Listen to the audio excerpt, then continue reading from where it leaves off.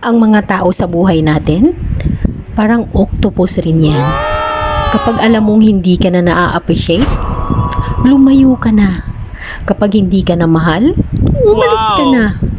At kapag ramdam mong hindi ka na belong, umalis ka na.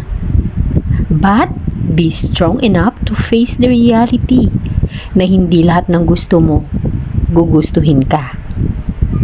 In short, life is too short to spend time with the wrong people.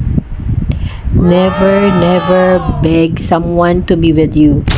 It's a no-no, mga loves. Never beg for attention, commitment, time, and effort. Never beg someone to come back and stay. Kung hindi ka naman kayang yakapin with their arms wide open, they are not worth it. Remember, no one under any circumstances ever worth begging for.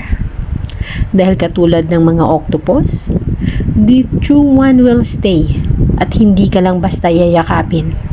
Yayakapin ka ng mahigpit at hindi ka basta bibitawan. So stop chasing people. The true one will stay.